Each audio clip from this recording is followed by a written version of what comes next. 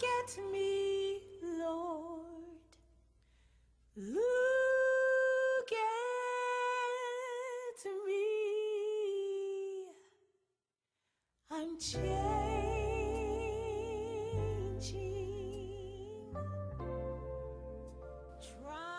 Hello, my beautiful sisters, and welcome to this week's Change Motivator. This is week 2 of us working on discovering what's our why. What has you? I hope that last week you took some time just to get to know you a little better. We started building the foundation. Last week was about beginning to know you better. It was about learning really what motivates you and really what is it that you desire to change. Again, change cannot happen if we really don't know what it is that we desire to change. Change can't even begin to manifest if there's no root, if there's no building blocks to begin to start our change with. So last week I asked you to begin to look at you, to begin to spend some time getting to know what really makes you tick. What's brewing on the inside of you that is either keeping you from moving forward or keeping you just in a place of stillness or stagnancy. Stillness can be okay if it's a place where we're just working on some things and ironing out some wrinkles, but stillness can be a place of stagnancy if we're not productive in it. So last week was a time where I asked you to begin to think about those questions of what do I really want from me? What do I really desire to change? And what really has me? Who has me? What places are you stuck in your life that you really desire to move beyond, but just really have not taken the time to begin to examine that? Before we can ever move or be better than where we are now or be bigger than where we are now, we have to do an assessment. And that assessment has to begin on the inside. You have to begin to look at who you are and even more so whose you are. We were created to be fearfully. We were created to be wonderful. We were created to be treasures. God took his time with us. He was very detailed and very specific in everything that he did for us, in us, and has for us even in our present time. So I really pray that last week was a time where you even answered some of those difficult questions. By any means do I not mean to make this to be a simplified process where it really just happens in a week time. Because the reality is that some of these things have been built up on the inside of us for years. The residue is deep. The residue is thick. The film is almost covering and consuming us. But last week was the foundation.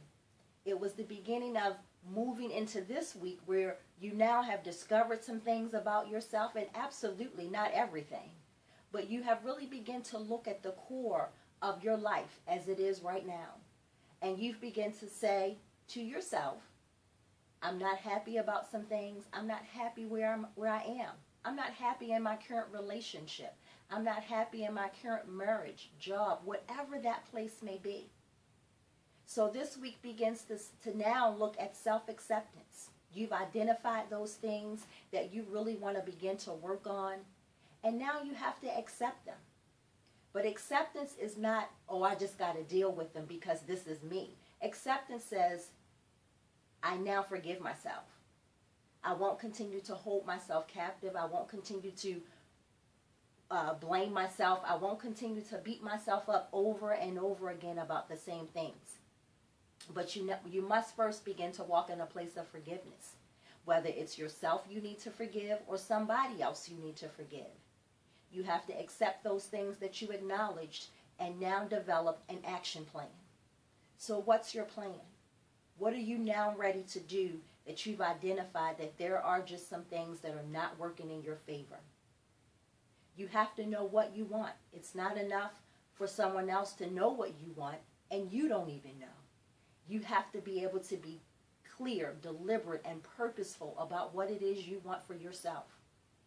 If that goal's not clear, if you're not sure, then you're walking aimlessly without a purpose.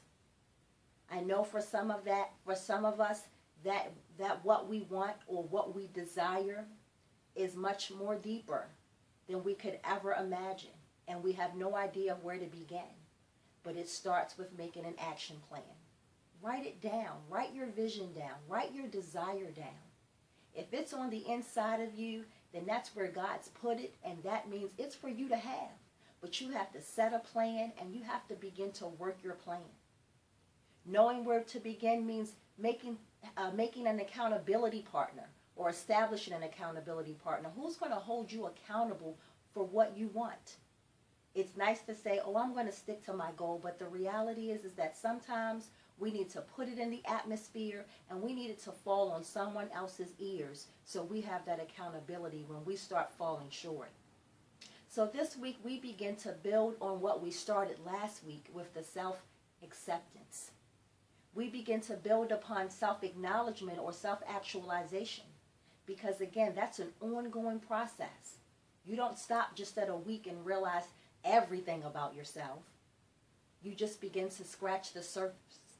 You just begin to delve a little bit deeper into who you really are. And I pray that some of you took the time just to have some spiritual time of meditation, just to hear God's voice speak to you. For some of us, that may have been the first time. But I pray that you come to know that voice as he speaks to you more often, as you really say, God, what do you have for my life? I really, really want it. So this week we move into week 2 of self-acceptance, beginning with forgiveness, beginning with setting an action plan down that we've decided to forgive and move on, developing accountability, and then making it come to some type of fruition. You got to write the vision, you got to make it plain, and you got to make it realistic. Date it, time it, make it measurable. Because even though the time may change, the goal doesn't change. We just continue to build on it. So my sisters, I'm so excited for you because I want you to understand that this is not a time of doom and gloom. This is a time to be empowered. This is a time of excitement. This is a time to realize your authenticity, embrace your femininity, embrace who you are, embrace the treasures and gifts that are on the inside of you, that for whatever reason we suppress them. We keep living in the past of what we think we can't do, our past failures and shortcomings. I want you to get excited about you. I want you to get excited about changing you. I want you to implode in your mind about the possibilities of your purpose. So I'm so excited for you because change is so wonderful.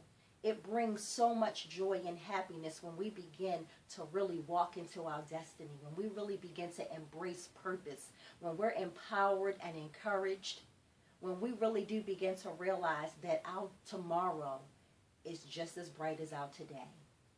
The past is the past, and I know some of us are living in some really difficult situations, and I encourage you to reach out. Yell out, speak out, whatever it may be that you need to move beyond your situation. It has to happen today. Yesterday's gone, but tomorrow is a whole new day for us. So this week we're going to take the next step into self-acceptance. And I pray that you really do take this time to continue to write down your vision, your goal, read the word, meditate on it, spend some time in meditation, spend some time hearing the conversation that's playing over in your mind. Is it healthy? Are you speaking those things to yourself that are building you up on the inside? Are you calling those things out that be not as though they were? Speak to your mountains. Declare that they'll move. You have to speak to yourself. You're the voice that you hear most often. So we're going to move forward this week in self-acceptance, and I'm so looking forward to this week. I'm looking forward to the next phase of the journey with you, because I promise you we are journeying together as we are committed to changing from the inside out. Blessings.